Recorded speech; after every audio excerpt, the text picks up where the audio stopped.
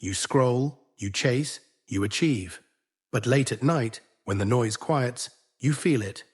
An emptiness that no amount of productivity, likes, or love can fill. Carl Jung once warned, people will do anything, no matter how absurd, to avoid facing their own souls. And today, we are living proof. This is not a crisis of time, it's a crisis of the self. The epidemic of emptiness. They wake up early, they hustle, they check their phones, their schedules, their emails. They chase goals, close deals, update their feeds, and smile through it all. And yet, when the noise settles and the lights go dim, there is a strange ache inside, a hollow place, a silence that speaks louder than words. This is the epidemic no one talks about, the epidemic of emptiness. In a world more connected than ever, we are starving for connection. Not likes, not validation, not surface-level conversations, but soul-level recognition. People look successful, yet quietly feel dead inside. They have families, jobs, relationships, even luxuries. Yet whisper, "Why do I feel nothing?" Carl Jung saw this coming. Long before smartphones and burnout culture, he recognized a sickness spreading across humanity. But he didn't call it a mental illness.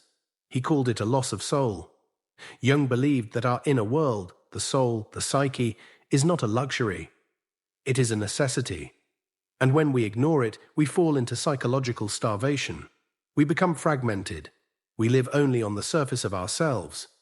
This modern emptiness isn't cured by more activity. In fact, activity often deepens it. We run faster on the treadmill of productivity, mistaking movement for meaning. We are praised for being efficient machines. But we are not machines. We are human beings, meant to feel, reflect, dream, and dive deep. And yet we numb, we scroll, we distract ourselves with news, reels, gossip, and grind culture. Not because we are lazy, but because facing our inner world feels terrifying.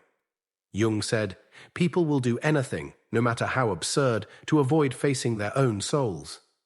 And so we avoid silence, we avoid solitude, we avoid ourselves. But emptiness is not the enemy. It is a signal, a sacred invitation from the soul. It says, what you're doing is not enough because it's not true. You are living someone else's dream, chasing someone else's values, speaking someone else's words. The soul longs to be seen, not just kept alive by shallow routines. And when it is ignored, it speaks through emptiness. That is its language, not to punish you, but to awaken you, to pull you down into the depth you've been avoiding. You see, this feeling you have, that something's missing, you're right. It's you. You are what's missing from your own life, not the masked version, not the role you perform, but the real, raw, sacred self buried underneath. This chapter marks the beginning, not of fixing, but of remembering, of listening, because the cure for emptiness is not more noise. It is a return to the soul, to truth, to wholeness. Soul loss, the pain behind the mask. There is a pain we carry that has no name. It doesn't scream, it doesn't bleed. It wears a smile. This pain doesn't show up in X-rays or blood tests. It walks quietly behind your ambition, sits silently beneath your laughter, and lingers in the mirror, just behind your eyes. Carl Jung called it soul loss, not because the soul disappears, but because we become strangers to it. We trade pieces of ourselves, not all at once, but slowly. A child shamed for their emotions learns to silence their feelings. A teen mocked for being different begins to perform normal. An adult, told that love must be earned, works endlessly to be worthy. And so, layer by layer, we build the mask. We smile when we want to scream. We achieve when we want to rest.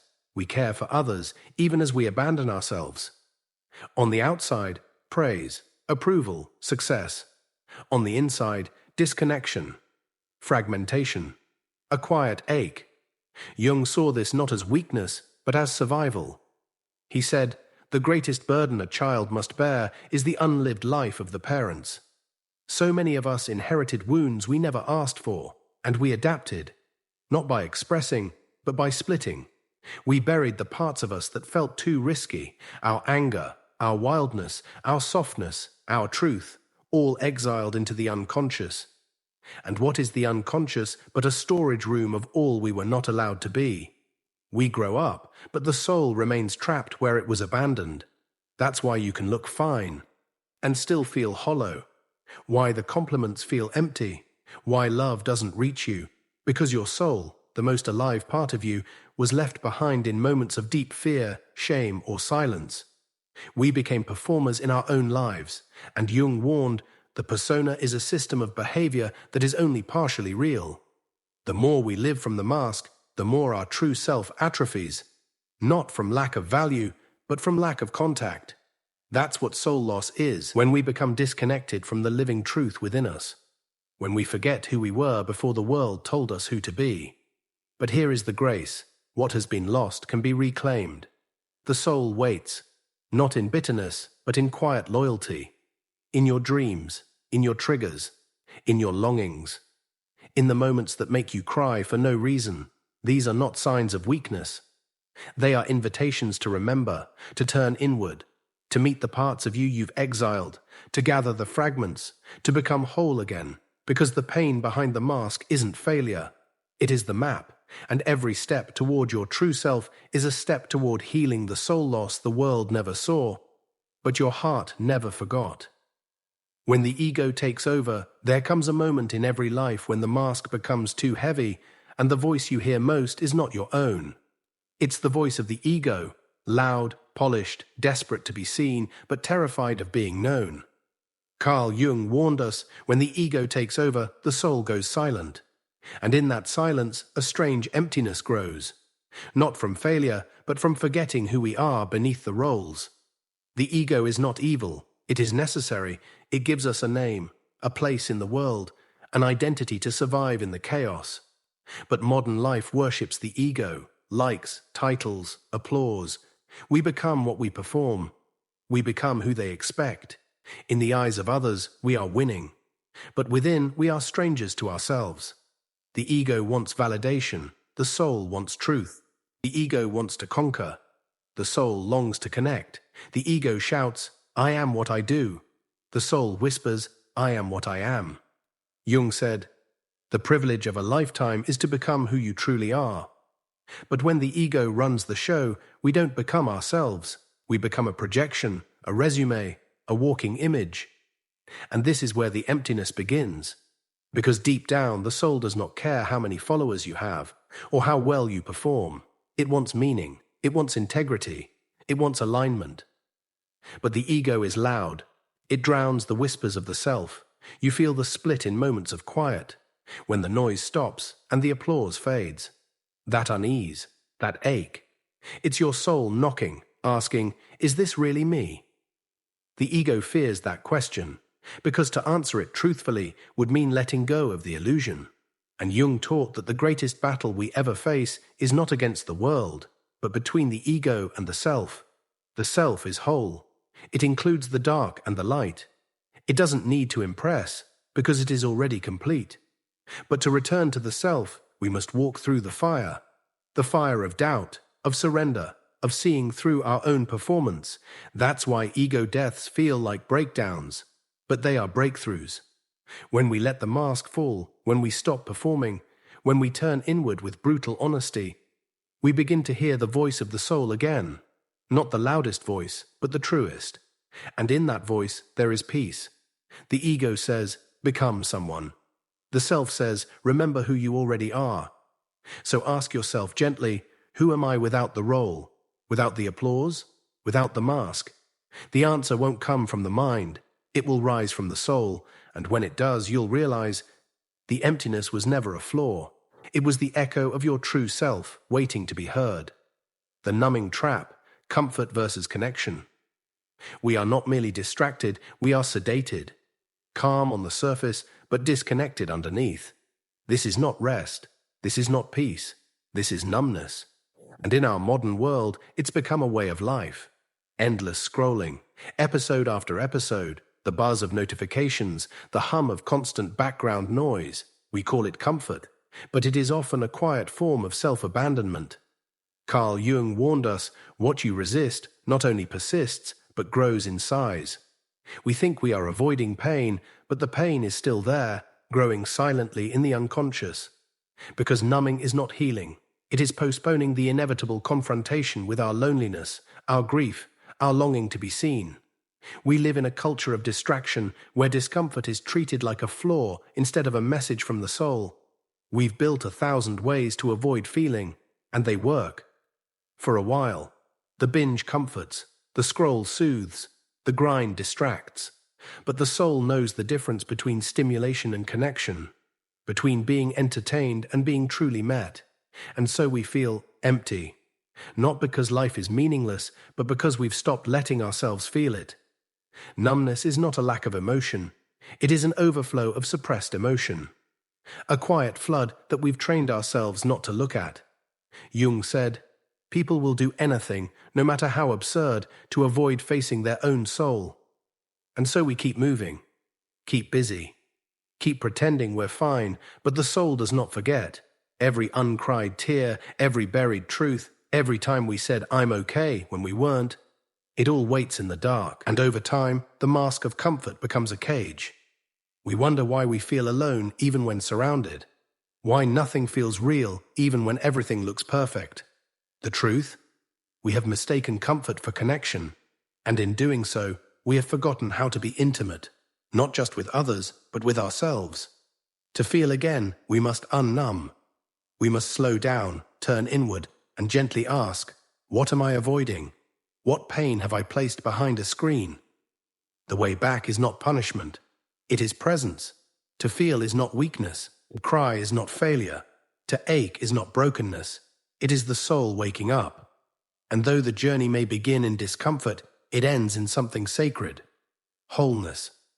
So the next time you reach for the screen, or the snack, or the next task on your endless list, pause.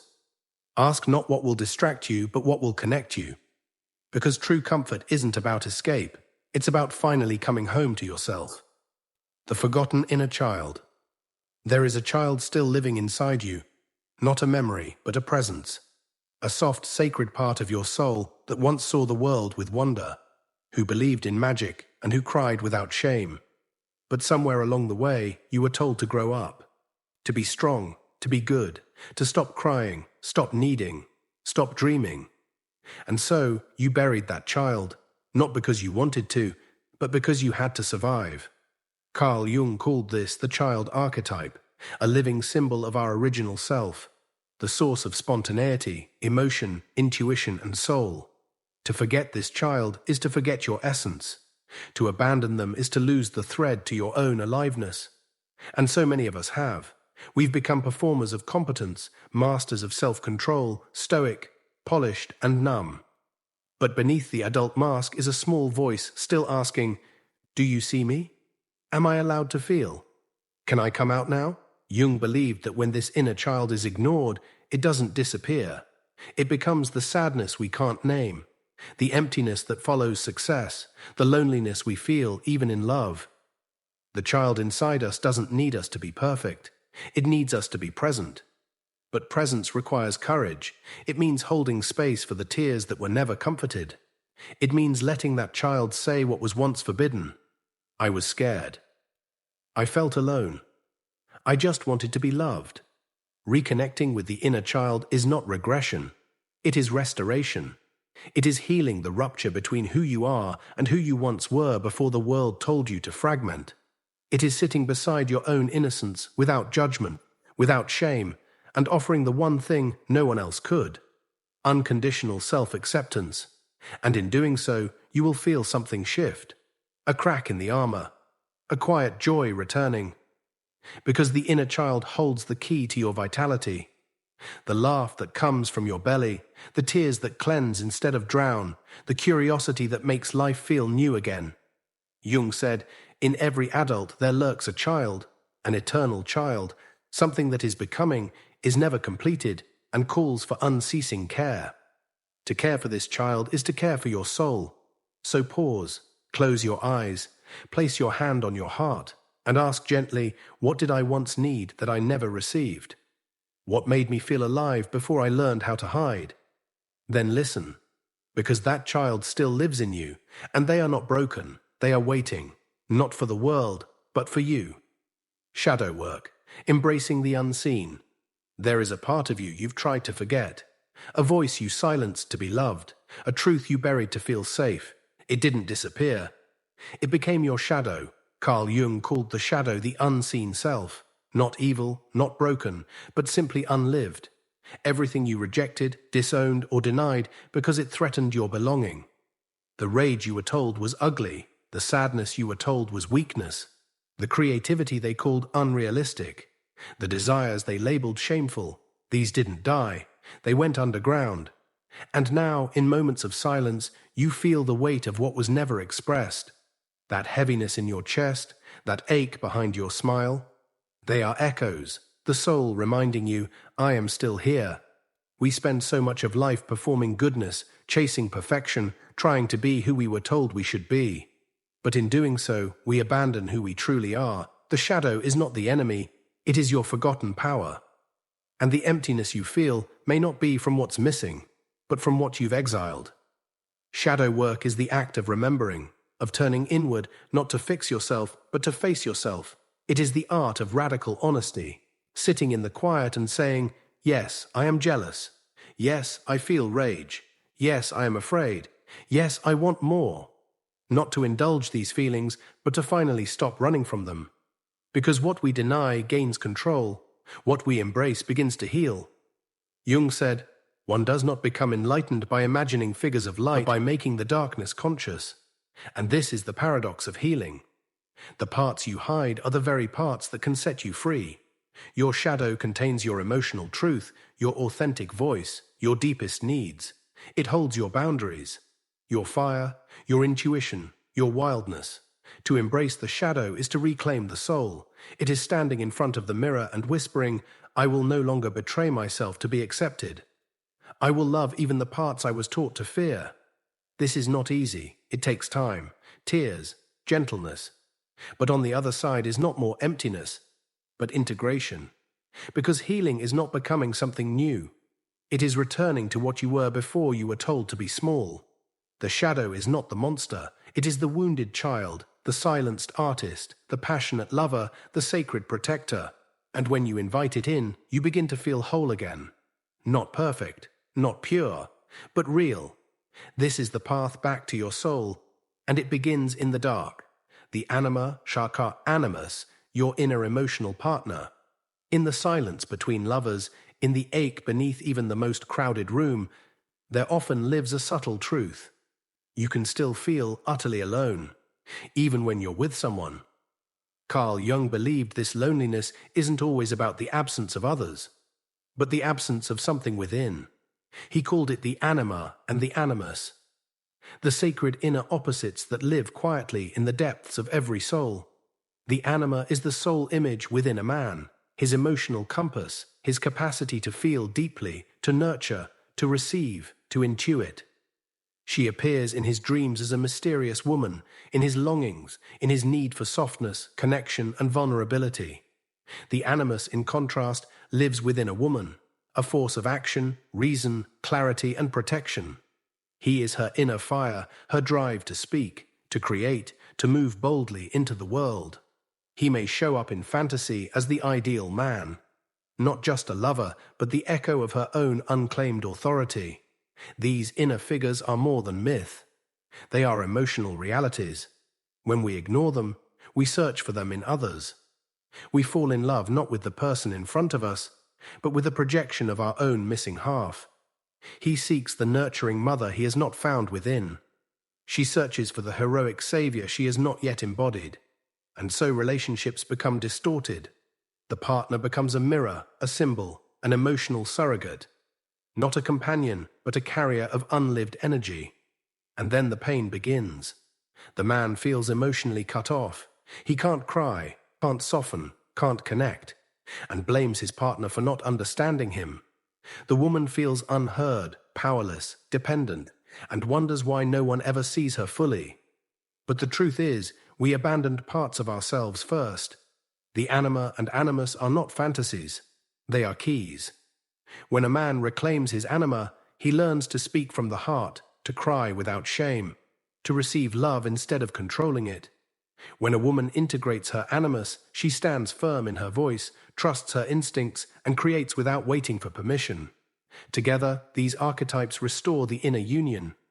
And without that inner marriage, the outer one always struggles. This is the secret. You are already two within. And only when those two meet can you truly meet another. Loneliness often signals this internal split. But it is not a curse. It is an invitation to turn inward, to listen, to love the parts of you you thought someone else was meant to complete. Jung wrote, "The meeting of two personalities is like the contact of two chemical substances. If there is any reaction, both are transformed. But the first meeting must happen inside you. Only then can love be real." Synchronicity and the soul's call. There are moments in life that break all logic. You think of someone and they call. You see the same number over and over. A book falls off a shelf with the exact words you needed to hear. And in that quiet pause, you feel something deeper is trying to reach you. Carl Jung called this synchronicity. Meaningful coincidences that have no causal explanation, but speak directly to the soul. It is not fantasy. It is the language of the unconscious, speaking to us not with words, but with symbols, patterns, and timing. And when you feel empty, when life feels hollow, directionless, numb, it may not be depression. It may be the soul knocking. The modern world rushes to pathologize every silence, every stillness, every pause in desire. But Jung understood, the soul does not scream. It whispers, and synchronicity is how it gently taps on the doors we've long locked shut. These signs often emerge in the darkness, when we are lost, grieving, broken open. Why? Because that's when the ego loosens its grip. That's when we are quiet enough to listen. A feather on the path, a stranger's words that echo a private thought, a sudden detour that leads to a needed encounter. Individuation, the journey back to you. Carl Jung's greatest wisdom lies not in quick fixes or fleeting solutions, but in the profound, lifelong journey he called individuation. This is the sacred process of becoming whole, a pilgrimage inward where the fragments of your being are gathered and harmonized into a living mosaic of your true self. Healing emotional emptiness does not come from trying to fix what feels broken. It is not about patching wounds with distractions or chasing after elusive external validations. Instead, it is about embracing the fullness of who you are, even the parts you have long hidden away. It is the tender, sometimes painful, but ultimately liberating process of reuniting with the essence of your being, your authentic self. The path of individuation invites you to step out of the shadow of unconsciousness and into the light of conscious awareness. It asks you to face your fears, your pain, your denied desires, not to be overwhelmed by them, but to integrate them as essential parts of your wholeness. When you begin to hold these parts with compassion and understanding, you stop running from yourself and start walking home. In this journey, emotional emptiness dissolves because it was never a void to be filled from outside. It was a call from within, a silent longing for reunion. The emptiness is the echo of your true self, waiting patiently beneath the layers of societal masks, conditioned beliefs, and emotional defenses. Individuation is answering that call. You become both the seeker and the found, the wanderer and the sanctuary. You learn to recognize the divine dance between your light and shadow, your strength and vulnerability, your wisdom and innocence. The process is neither linear nor easy. It is a spiral, weaving you deeper and deeper into the core of your being. In this sacred dance, you discover that wholeness is not perfection. It is the embracing of your complexity, the messy, beautiful, contradictory, and radiant tapestry that is uniquely you. Individuation leads you to a homecoming unlike any other. The home within yourself, where you are enough, where you belong, and where your soul's deepest longings are honored. This journey back to you is the greatest healing there is. It transforms emotional emptiness into soulful fullness, pain into wisdom, and fragmentation into harmony. It is the lifelong, ever-unfolding miracle of becoming whole. Your emptiness is sacred. Your emptiness is not a mark of failure. It is not a sign that you are broken or beyond repair. Rather, it is the sacred whisper of your soul, softly calling you to wake up, to listen, to come home.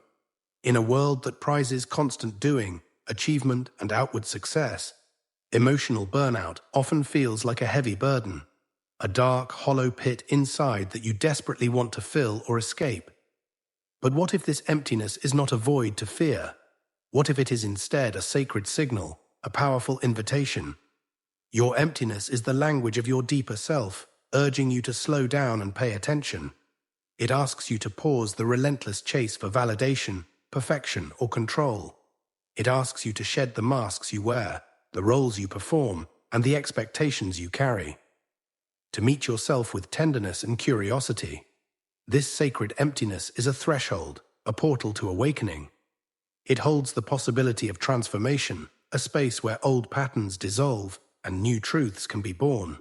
It is an invitation to evolve beyond the stories you've been told about who you should be, and to rediscover the radiant essence of who you truly are. You are not broken. You are not lost. You are simply being called to return to your own heart, your own rhythm, your own sacred self. Embrace this emptiness as a holy ground where healing begins. Let it teach you to listen deeply to your needs, to honor your boundaries, and to nurture your spirit. In this sacred space, you can cultivate a new relationship with yourself, one of acceptance, love, and profound respect. Remember, the emptiness is not your enemy. It is your soul's sacred signal, a beacon guiding you toward wholeness, freedom, and the authentic life waiting patiently within you. So if you feel empty, you're not broken. You're being called, not to do more, but to descend inward, to feel, to face, to remember. You were never meant to be a machine. You were meant to become a soul in motion. And Jung's forgotten wisdom. It's not forgotten at all. It's waiting inside you.